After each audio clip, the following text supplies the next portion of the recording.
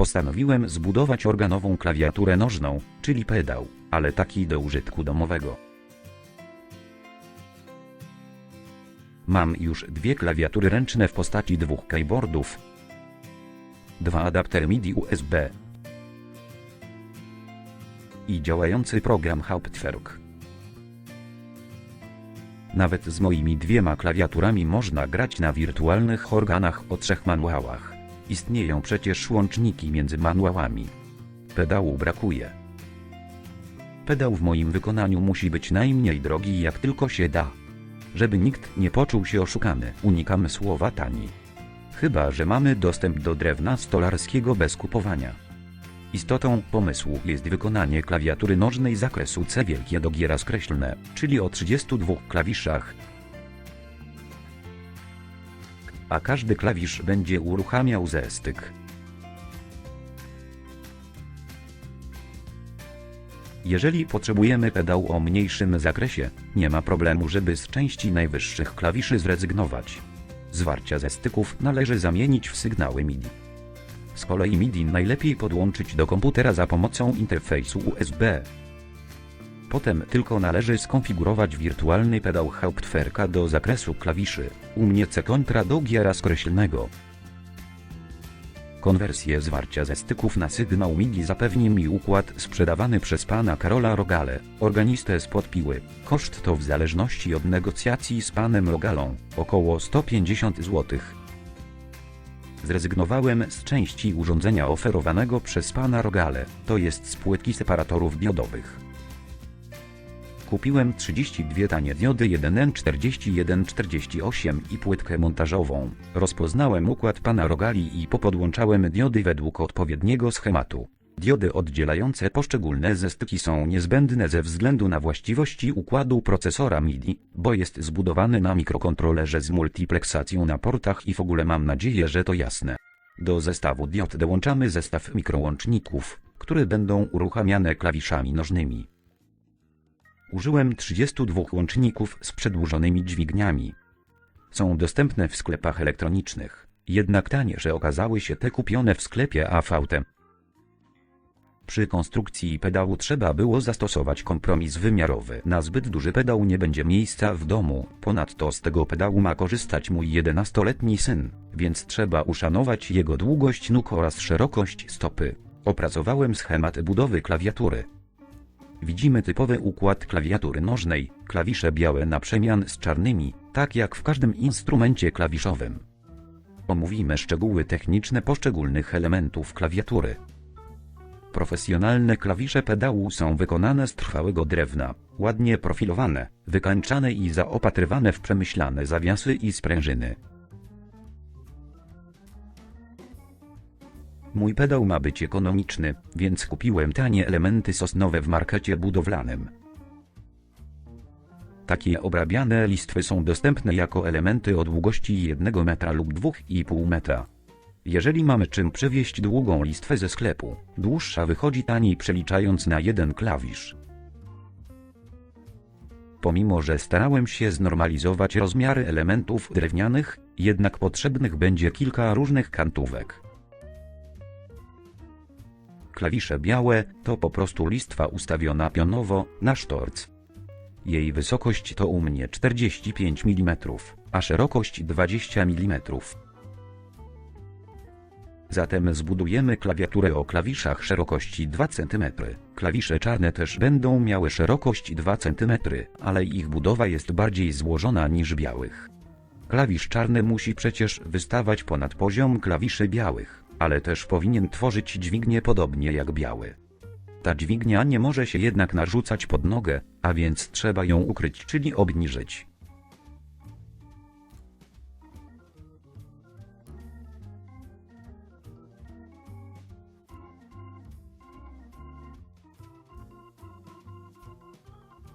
Warto zróżnicować długość poszczególnych czarnych klawiszy, tak żeby ich początki leżały na łuku. Można jednak z tego zrezygnować. Zrezygnowałem z profilowania położenia klawiszy na łuku w pionie. Nie wszystkie prawdziwe organy tak mają i przyznaję, że ja nie jestem w stanie tego wykonać. Może dopiero na emeryturze. Dźwignię klawiszy czarnych zrobimy z listerek o przekroju kwadratowym 20 na 20 mm. W okolicach czubka buta do każdej dźwigni przymocujemy właściwe klawisze czarne w postaci krótkich odcinków z listwy 55 na 20 mm, ustawionych oczywiście pionowo. Jeżeli chcemy utrzymać łukowy układ, każdy z 13 klawiszy będzie miał ogólnie biorąc różną długość. U mnie długości te zmieniają się od 10 do 7 cm. Te najdłuższe to dwa skrajne klawisze, Cis kontra i Fis rozkreślne, bo przypomnę, moja klawiatura będzie sięgała w górze do G rozkreślnego, natomiast najkrótszy klawisz wypada dla Dis w oktawie małej. Nakładki klawiszy czarnych na dźwignię należy przymocować klejem lub wkrętami. Wybrałem wkręty, ale ponieważ mamy do czynienia z kruchym, bo tanim materiałem sosnowym, a szerokość elementów jest niewielka, musimy przed przykręcaniem porobić otwory wiertarką. Nie możemy polegać na samowiercących cechach wkrętów do drewna, bo bez nawiercenia otworów rozsadzą nam listwy, które pękną przy wkręcaniu. Teraz sprawa zawiasów. Nie chciałem używać zawiasów tak złożonych jak w prawdziwym instrumencie. Najprościej jest zastosować listwę z materiału odpowiednio sprężystego i giętkiego, a jednocześnie sztywnego i odpornego na wielokrotne zginanie. Odpowiednio giętkiego, czyli takiego, który stawia dość duży opór naciskającej nodze, ale nie powoduje zmęczenia. A do tego sprawia, że pedał po ustaniu nacisku energicznie podejdzie do góry i oprze się o listwę krańcową. Nie jest dopuszczalne wahanie się pedału na zbyt miękkim zawieszeniu, czyli inaczej mówiąc, pedał nie może luźno dyndać, gdy czeka na naciśnięcie. Uznałem, że odpowiedni będzie płaskownik z PCW o grubości 3 mm. Takie płaskowniki są także dostępne w sklepach budowlanych jako element o długości metra, a może też dłuższy. Koszt jednego to kilka złotych. Próby na modelu wykazały, że to właśnie jest ta sprężystość i opór dla dźwigni pedału, o jakie chodzi. Pasek takiego płaskownika należy mocować do dźwigni pedału, od spodu, oraz do ramy całości od strony tylnej, czyli od strony siedzenia grającego. Mocowanie musi być pewne, nie należy polegać na pojedynczych wkrętach, bo dźwignia pedału zacznie nam się wykręcać na boki, a pasek płaskownika zamiast sprężynować w jednym miejscu, może nam się wyginać w łuk, a nie o to chodzi. U mnie paski PCW mają długość 12 cm, z czego po 5 cm jest przeznaczone na mocowania, a 1 cm na obszar zginania. Mocowanie elementów wkrętami to osobny wątek tego omówienia. Ponieważ mamy do czynienia z działaniem seryjnym powtarzalnym, bo musimy nawiercić lub wywiercić 32 pary otworów nawierconych w dźwigniach klawiszy dla zawiasów, 26 par otworów na wylot w dźwigniach klawiszy czarnych, żeby je przymocować do czarnych nakładek, chyba że postanowimy je naklejać, 26 par otworów nawierconych w czarnych nakładkach klawiszy, o ile nie zastosujemy kleju, 64 pary otworów na wylot w płaskownikach tworzących zawiasy. To naprawdę będzie warto przygotować sobie do tego wiercenia odpowiedni szablon z twardego materiału. A w szablonie para otworów tak rozstawionych, żeby mogły służyć do wszystkich wymienionych elementów. Powtórzmy, że mamy do wykonania 148 par, czyli 296 otworów. Oczywiście w grę wchodzi tylko wiercenie z użyciem stojaka do wiertarki. Nie próbujmy wiercenia z ręki, bo w takiej masie koniecznych otworów po prostu cała konstrukcja nam nie wyjdzie. Szablon należy przykładać tak do przyciętych listew, by wykonane otwory naprawdę leżały w jakiejś jednej przyjętej linii. Mam tu na myśli fakt, że ani przycinane przez nas dźwignie klawiszy, ani płaskowniki zawiasów w warunkach domowych nigdy nie będą wystarczająco równe. Różnice długości mogą przekroczyć 2 mm.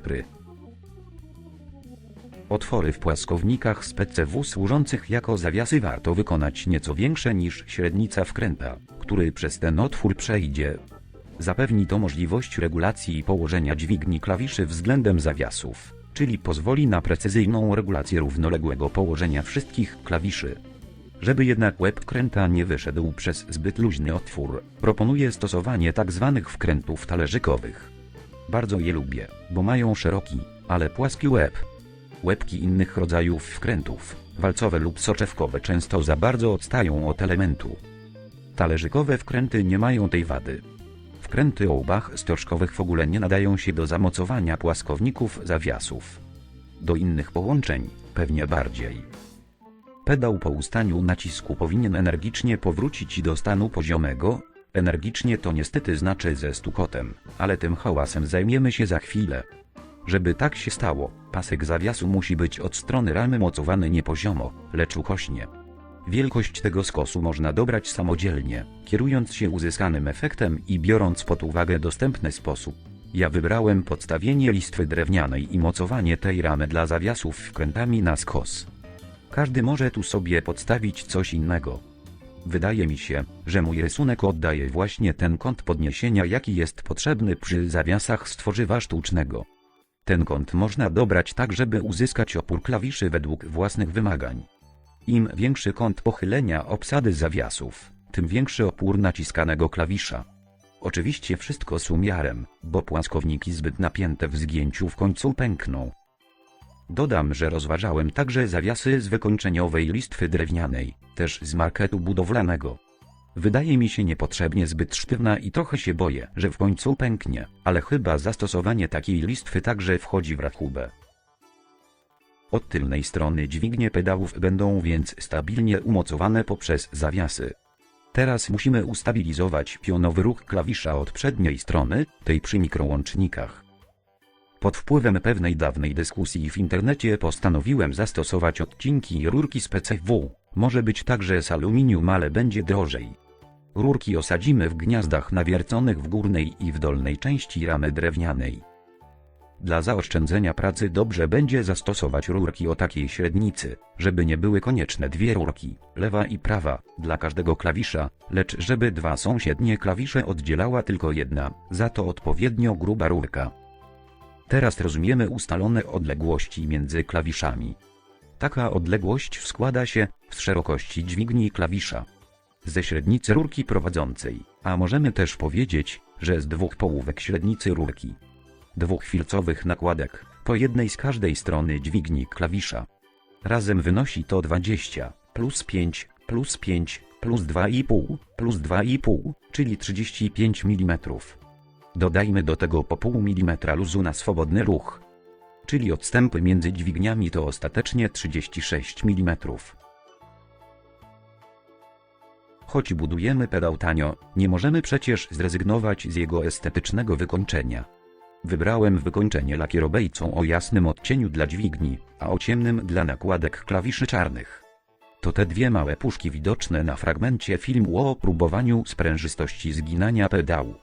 Oczywiście klawisze czarne należy pomalować jeszcze przed ich przykręceniem czy przyklejeniem do dźwigni. Mechanizm klawiatury już omówiliśmy. Teraz sposób sprzęgnięcia dźwigni klawiszy z mikrołącznikami, bo bez połączenia jednego z drugim w żaden sposób po naciśnięciu klawisza nie uzyskamy dźwięku. Oczywiście ruch klawisza w dół w pewnym momencie musi spowodować przeskoczenie ruchomego ze styku w mikrołączniku. Trzeba jednak tak to wszystko spasować, żeby moment przeskoku nastąpił w miarę na takiej samej głębokości wciśnięcia każdego klawisza.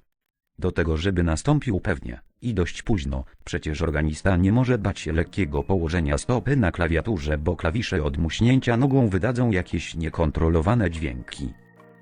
Klawiszy należy z przodu uzupełnić o element, który spowoduje naciśnięcie dźwigni mikrołącznika. Można by w tym celu nawiercić każdy klawisz od przodu, a dźwignię wsunąć w taki otwór. Jednak wydaje mi się wygodniejsze zastosowanie jakiegoś elementu wystającego, niż kłopotliwe wsuwanie 32 dźwigienek do otworów w klawiszach. W roli takiego wystającego popychacza możemy wykorzystać fragmenty kątownika z PCW, naklejone lub przykręcone kawałki drewnianej listewki lub np. podpórki do półek bibliotecznych. Te ostatnie to oczywiście nie powinny być okrągłe kołki, lecz podpórki zakończone płaską końcówką. Istnieją takie podpórki w różnych wykonaniach, w różnych sklepach, budowlanych lub meblowych. W każdym przypadku, oprócz klejenia fragmentów listewek, nie unikniemy wiercenia otworów w czołowych powierzchniach klawisza. Będą to albo otwory na końcówki dźwigni mikrołącznika, albo na wkręty mocujące kątownik naciskający, albo też otwory na wciśnięcie podpórki półkowej. Dodam, że wskazane byłoby takie mocowanie elementów naciskających dźwigienki, by można było naregulować ich położenie w pionie, a przez to wyrównać chwilę przełączania każdego z mikroprzełączników.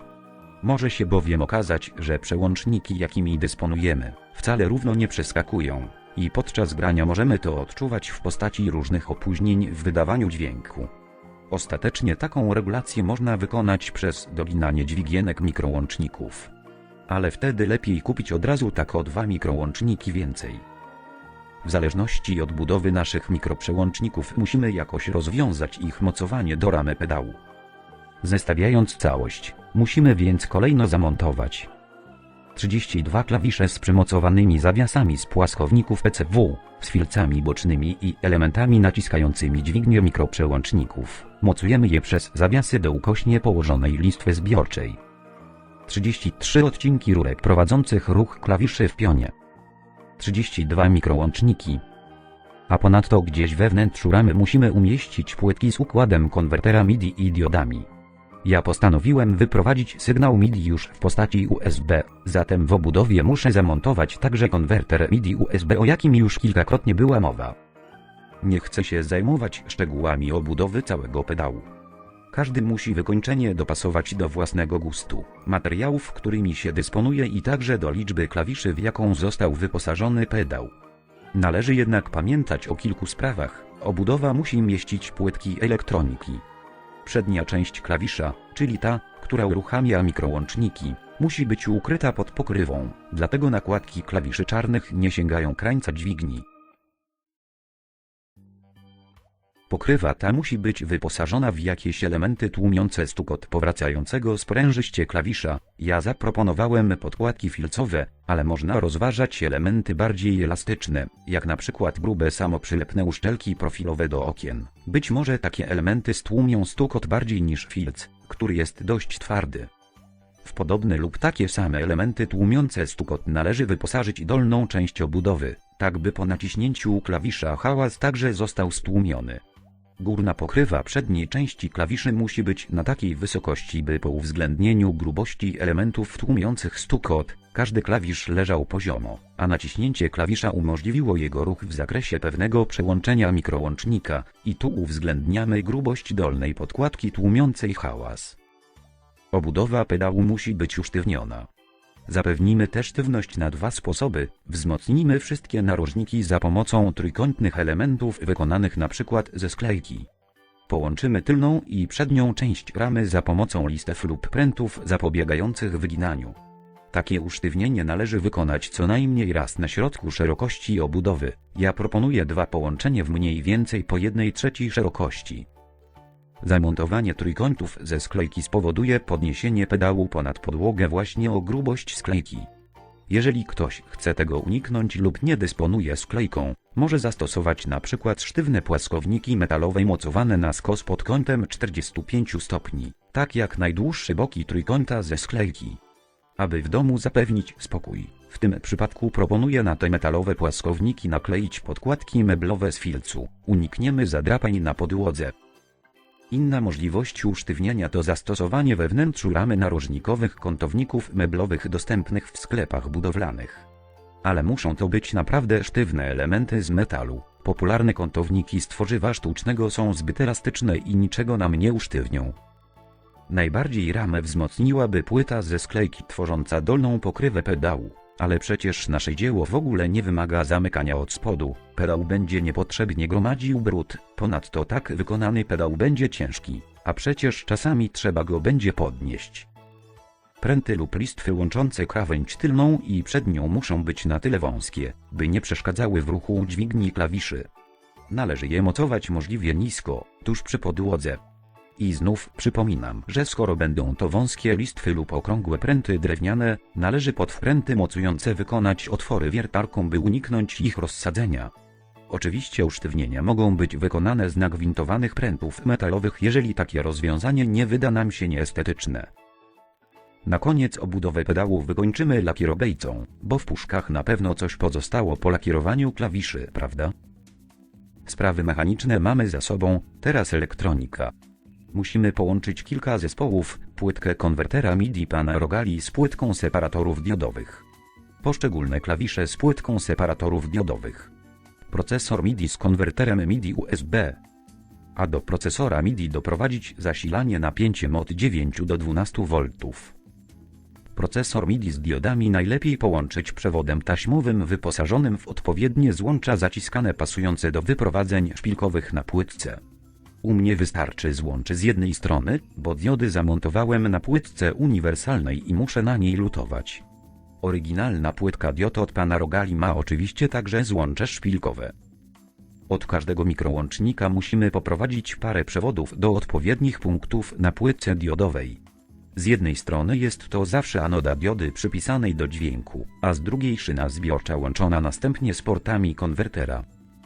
Oryginalne gniazdo MIDI, DIN 5-stykowe zapewnione przez pana Rogale możemy albo wyprowadzić na obudowę pedału, albo w ramach obudowy połączyć z konwerterem MIDI USB, jak w moim przypadku. Procesor MIDI ma diodę sygnalizacyjną, którą także możemy wyprowadzić na zewnątrz ramy. I koniecznie musimy w ramie zamocować gniazdo zasilania dopasowane do wtyczki naszego zasilacza. Zasilacz musi mieć możliwość wydania prądu o natężeniu co najmniej 200 mA, stabilizacja napięcia nie jest wymagana. Po zestawieniu wszystkich połączeń wypróbujmy działanie układu. Przy zwieraniu każdego mikrołącznika dioda procesora powinna pomigać. Jest to pierwszy stopień przekonywania, że całość zadziała. Jeżeli używamy konwertera MIDI USB, także na nim podczas włączania mikrołączników dioda powinna pomigać. To drugi stopień radości z udanego dzieła.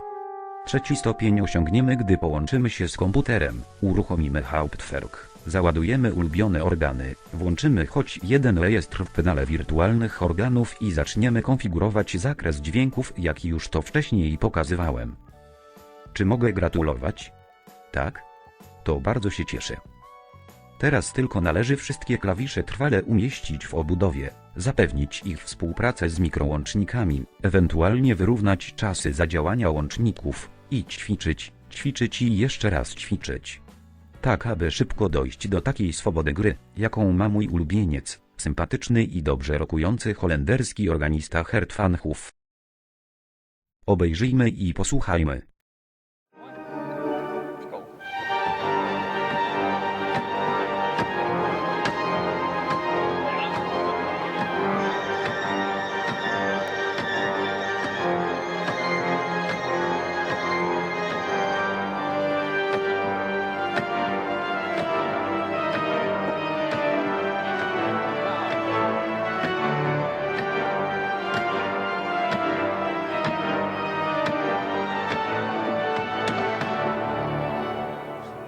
Dingen liggen meer hier dan hier, weet je dat? Dat is wel apart.